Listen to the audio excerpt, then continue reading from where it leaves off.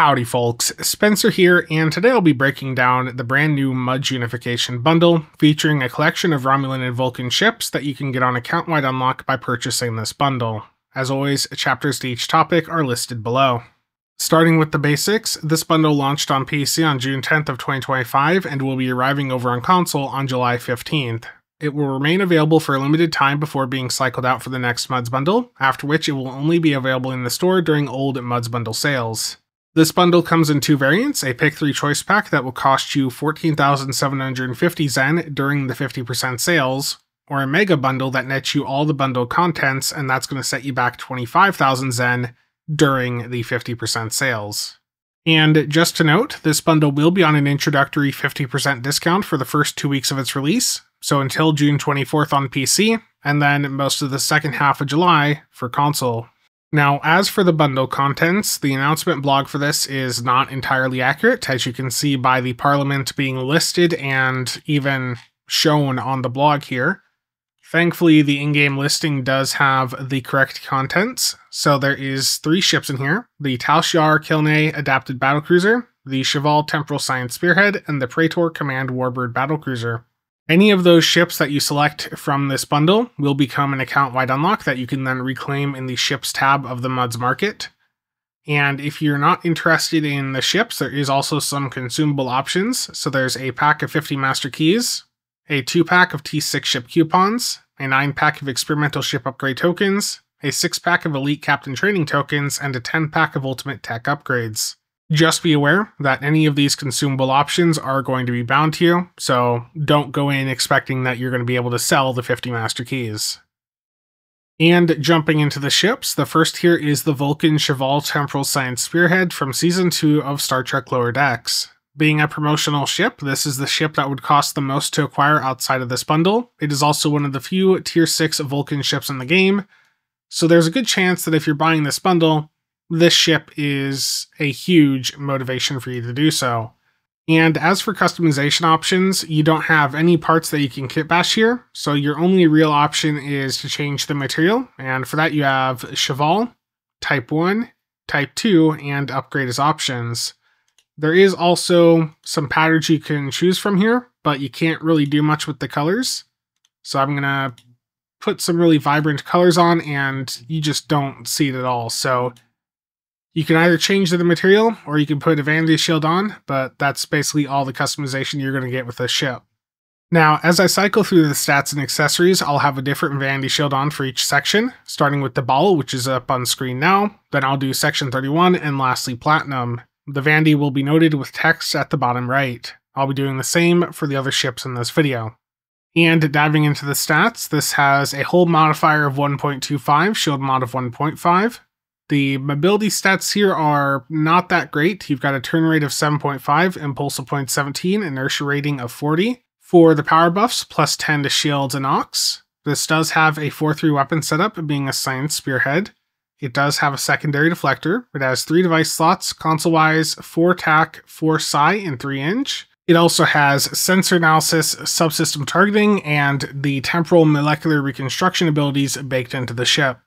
And for the bridge officer setup, you have a Commander Psi with Temporal Operative, a Lieutenant Commander Universal with Command, a Lieutenant Commander TAC, a Lieutenant Science, and an Ensign Engineer. So this is a science ship that has a lot of forced non-Psi seating on it, so this is a platform that you'd really want to be using a mix of science and weapons on, and with that command seating, that's really leaning towards this being a Psi Torp platform. And the console here is Regenerative Shield Amplifier. The passives on this are plus 3 shield power setting, plus 22.8 to Starship shield restoration and regeneration. And the clicky here is a teleport, and this is a teleport that works up to 20 kilometers away, and it does work with the Nadarian Defender, so you can use this to move your Nadarian Defender 20 kilometers away while in the jellyfish mode.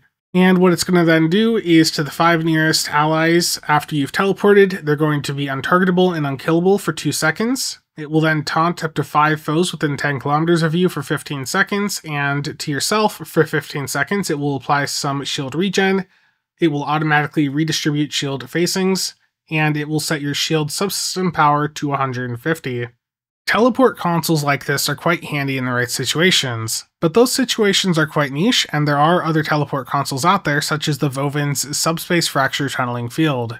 This console is in no way a must-have, just a nice-to-have for those niche situations, and I certainly wouldn't be spending $150 just to get this console on account-wide unlock. And then there's the Starship trait Totally Lost All Control. While above 80% max shields, activating any shield healing bridge officer ability grants to self plus 100% crit chance and 200% crit severity with weapons for 4 seconds. Once triggered, cannot be triggered again for 20 seconds. While that is a significant amount of critical chance and severity that you could have for 4 out of every 20 seconds, there's a good reason you've likely never heard of this trait before, even though it's been in the game for around 3 years. The requirements to trigger it simply are not practical for most users. You need to have a shield healing bridge officer ability like Science Team on your build that you're hitting every 20 seconds, and your shields need to already be above 80% capacity when hitting that ability. Again, just not that practical for most people. And lastly, the Admiralty card for this is 24 Eng, 35 TAC, 67 Science, and then the special is plus 10 TAC per engineering ship. And shifting over to the Praetor Command Warbird Battlecruiser, let's get its Admiralty card out of the way. This is 57 Eng, 25 TAC, and 44 Science, and the special is plus 6 TAC per any ship. And a little bit of history about the Praetor here. Some of you may remember this, but when it was initially added to STO back in November of 2022, it was a bit of a meme. The original announcement blog for it was simply titled Praetor, with a subheading of Praetor, and the only text in the article then being Praetor. It was truly the peak of blog quality at the time. And as I head over to the customization options here, there's no other ships that this can kit bash with. This is a very unique design. This is a ship that was added directly to the Infinity Lockbox, and in the lore, it originates from Star Trek Strange New Worlds. For the hull here, there's 2 different options, Praetor and Praetor Beta. So, Praetor Beta is going to slim down these bits that stick out, and it's also going to change the mouth up here at the front. So you do have some options with this ship. In addition, there's also some window options. So some additional customization there. And material-wise, you've got options to give it the color scheme of many of the other Romulan ships out there. And heading over to the stats of the Praetor, it's got a hull modifier of 1.425, shield mod of 1.25, turn rate of 7, impulse mod of 0.15, inertia of 40, so this thing moves very slow. It does have Singularity Core. For the power buffs, it's got plus 10 to weapons and engines. It has a 5-3 weapon setup, 4 device slots, console-wise, 4 TAC, 4 Eng, and 3 Psi. And it does have access to some built-in perks, such as a Romulan Battle Cloak, the Singularity Core abilities, and because it is a command ship, it does have the Inspiration abilities. And for the Bridge Officer setup, you have a Commander Engineer with Command, a Lieutenant Commander Universal, Lieutenant Commander TAC, a Lieutenant Universal with Merrick Worker, and an Ensign Science. This layout is perfectly fine, it's versatile and will work for torpedoes or energy weapons. But the criticism I had for the ship back in 2022 holds true. It is a copy-paste of the legendary Vorcha from the 11th Anniversary Bundle, and it trades the mobility and cruiser commands the Vorcha has in order to get the Singularity Core and slightly better shields. I think all of us, even the Romulan fans here like myself, can agree that's not a good exchange here for the Praetor.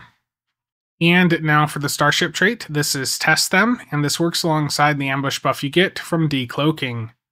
Damaging a foe while ambush is active will mark them for 40 seconds. Defeating a marked foe will grant you and allies a 15 to 30% Cat 1 damage buff, and a 10 to 25% hull capacity buff based on the rank of the marked foe. This buff will persist until map move, and only the largest buff you gain applies.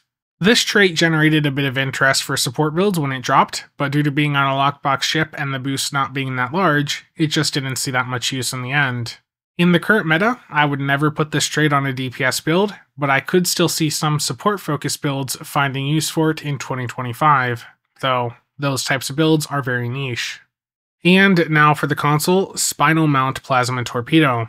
Passives on this are plus 24.2% Cat 1 increased plasma and kinetic damage, and plus 16.2% maximum hit points. This console fires a massive plasma torpedo that can damage the target and nearby foes within 2.5 kilometers of the target. In addition, this torpedo will debuff the foe for 30 seconds, with up to a 50 resistance debuff. The damage and debuff this torpedo does are based on how many charges the torpedo has, which caps out at 100. Sadly, this console has an excessively long charge-up time, or activation time, of 3 seconds. During this charge-up time, you may not hit other abilities or start a new firing cycle for your weapons.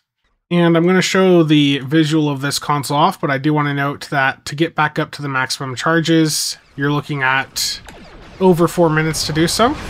So just be aware of that. And here is the visuals of the console. So it's a neat effect, and on a build that's like really buffing up kinetics, you're probably going to be able to get a decent amount from it, but if you're not buffing up kinetics, then this is most certainly not worth it. Overall, this is one of a few Torp consoles that released around this time frame in 2022 that I was quite disappointed with. I think this console could have potential if they went in and adjusted it, but as is, I can't recommend going out of your way to pick it up. And the final ship here is the Lobi Tal Shiar adapted battlecruiser, which you may have heard some refer to as the Battle Crab over the years. This ship previously had a Tier 5 version, so there are some customization options here, and it happens to be old enough that it does actually have a unique interior. So for the customization options, it's just 2 different hull configurations. So this is the original Tier 5 that you see now. And here is the remastered skin that we got with the Tier 6 version. So this is a Dideridex that has been modified with Borg pieces, and there's some inspiration here from Star Trek 2009 as well. So if you're getting some vibes from the Romulan ship that we saw in there, then, you know, both these Tal Shiar ships definitely drew some inspiration from that. And material-wise, there's Adapted Romulan, Augmented Romulan, and Enhanced Romulan. And as I head into the interior, some of the chapters you're going to notice are TSABC, and that's just the abbreviation of Tal Shiar Adapted Battlecruiser. That's another nickname that you'll see people say for this ship, just to keep it short.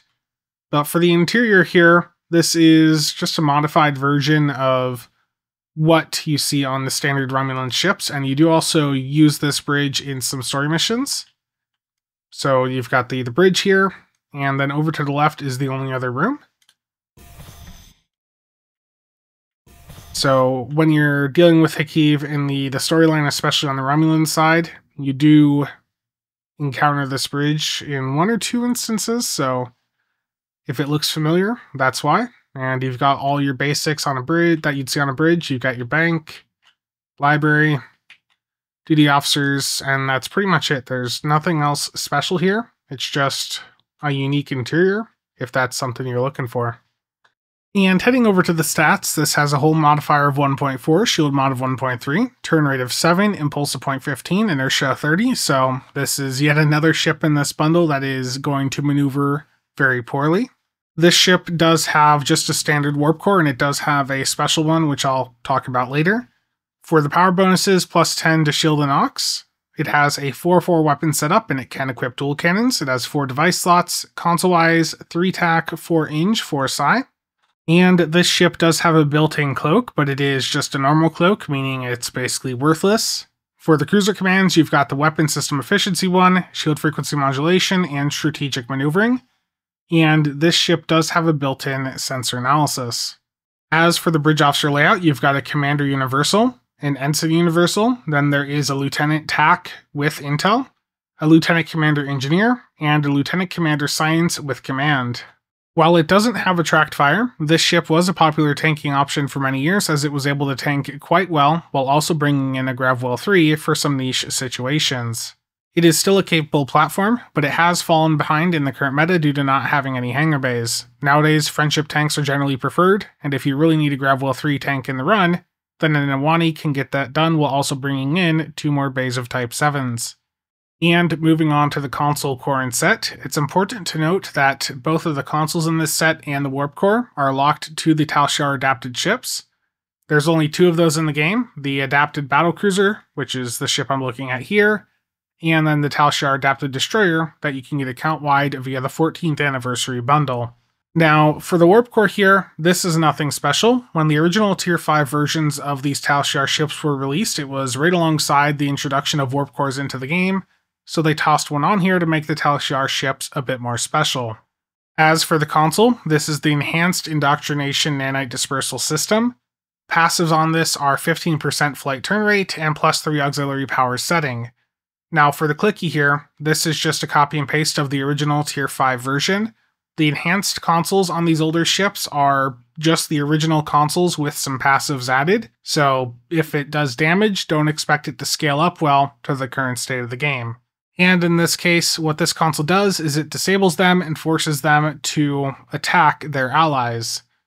So it disables and infects up to 5 targets in a 3-kilometer radius of your target for 10.7 seconds, and I believe that scales up with Control X. Causes all infected targets to deal some electrical damage to a nearby ally every half second.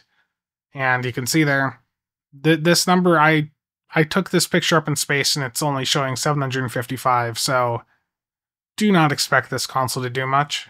And for the set bonuses here, the 2-piece is going to regenerate 2.5% of your hull every 60 seconds and give you a 10% buff to all shield healing. And the 3-piece here is the multi-spectral particle generator. Your exotic damage, charged particle, and tachyon beam abilities deals some shield penetrating radiation damage every second for 15 seconds. This does not apply to feedback pulse or eject warp plasma. As interesting as this set is, with the set being locked to ships that are not able to fully utilize the science playstyle, you can't really do much with it. And for the Starship trait, this is assimilated power conduits. Activating emergency power to auxiliary will grant a short boost to exotic damage critical chance and severity. So this is plus 5% crit chance and 25 severity for 20 seconds to exotic damage abilities. This isn't a bad trait, but these crit buffs are purely for exotic abilities, and there's a lot more competition nowadays for crit buffs compared to when the ship released back in 2017. And to wrap things up, this isn't a bad bundle, but it is extremely niche. The Cheval is a solid platform with a useful teleport console. The Praetor is an okay platform that has a trait that is going to be useful for some support builds, and a console that does have some issues, but may still be fun for some of you. And then there's the Tal Shiar adapted Battlecruiser, which is outclassed in the current tank meta, but you can still use it in pugs perfectly fine. And it has a trait on it that some EPG players are probably going to be interested in account-wide. Overall, if I was putting this in my Muds Bundle tier list, I'd be putting it near the bottom of the B tier. It's good for certain niches, but not something relevant to most players. Ultimately, while better than some recent bundles, this will still be a disappointing bundle for those of you hoping to see some of the high-value ships like the Gorn Hunter, World Razor, or Crossfield Refit in a Muds bundle.